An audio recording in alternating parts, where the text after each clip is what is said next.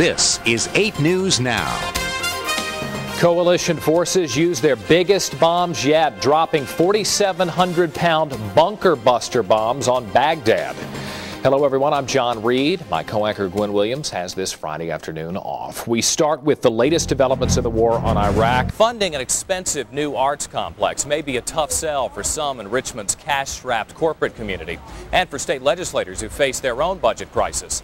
But perhaps the biggest obstacle is the shadow of another Richmond project, one that failed almost 2 decades ago. You need the time to build it out. Now, as for the specific businesses that may be involved in those projects, developers are being very tight-lipped, but they will say this: of the 10 parcels that can still be developed along the Canal Walk, 1 was closed on last month, 3 are under developmental agreement. So there is some hope, and Jim McCarthy says Richmonders who want to see something like Baltimore's Inner Harbor or San Antonio's Riverwalk need to be patient, because those projects took well over 10 years to fully develop. Reporting live from downtown Richmond, I'm John Reed. 8 News.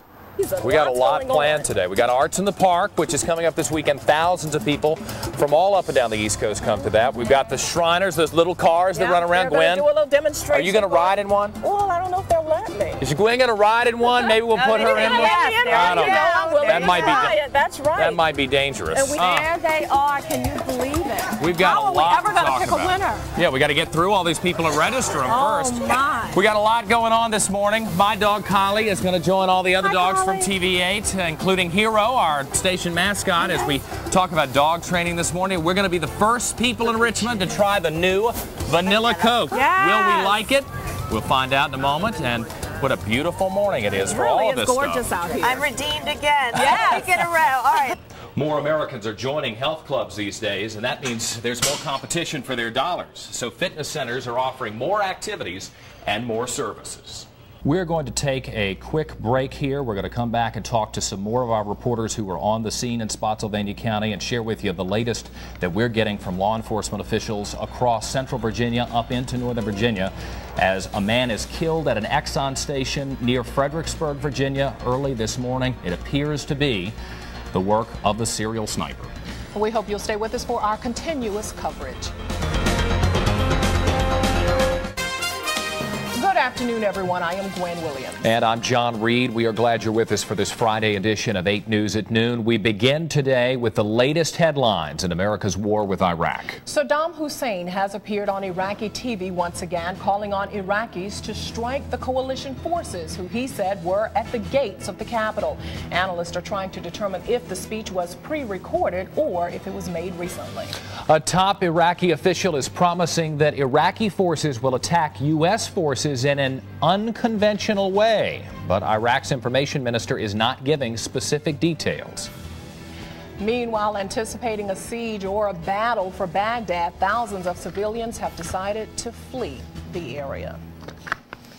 We do have breaking news that has come out of Iraq today. A Washington Post columnist has been killed. He's the first American journalist to die in this war. He was traveling with the Army's 3rd Infantry Division and was killed in a Humvee accident. In addition to writing a column for the Post, Kelly also wrote a column that was carried in the local paper, the Richmond Times-Dispatch. Michael Kelly's column was carried today, as a matter of fact, so the first journalist to die in Iraq. Now, for the very latest on the war and the latest from the battlefield. Here's ABC's Adora Udoji, who is in Doha. 8 News. Just a few blocks away from that gas line fire, Chesterfield firefighters battled a brush fire that killed a 79-year-old woman. Fire officials say the woman was found lying in the burned area off of Donegal Road. They think the fire was started by someone who was burning leaves, but they don't know for sure if the person burning the leaves was the female victim. An important reminder, it is almost time to spring forward. Daylight savings time begins at 2 a.m. on Sunday. So at 2 a.m., the time becomes 3 a.m. That's when most of the country pushes clocks ahead an hour to gain daylight in the evening. Safety advocates also stress that it's a good time to replace smoke alarm batteries. Daylight savings time lasts until October 26th, if you want to put that on your calendar. Remember, not all places observe daylight savings time. Arizona and Hawaii are among them.